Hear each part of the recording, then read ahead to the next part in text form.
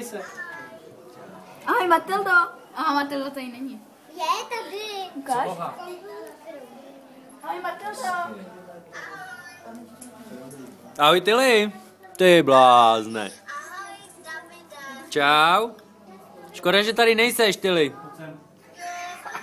Ale je to dobrý, že můžeme mít na Skypeu. To je perfektní, no. Super. Ty jo. Hej, a počkej, já ti jednu stanu pejsky ukážu vám. Je celý. Jdeme.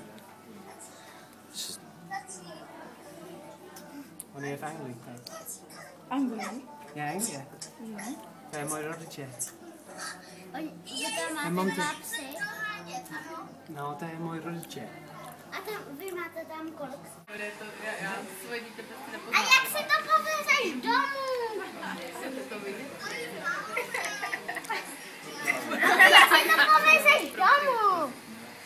Ne, to není pro mě, to bylo pro moji dědečka v Anglii, když měl narostky. To není pro mě. A on se to tady nechá? Ano, tady se to nechá.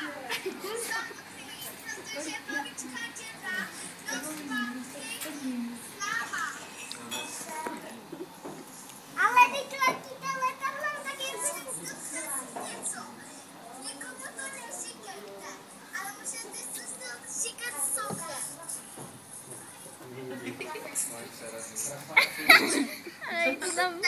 A je tam teplo. 27 stupňů. Maminka.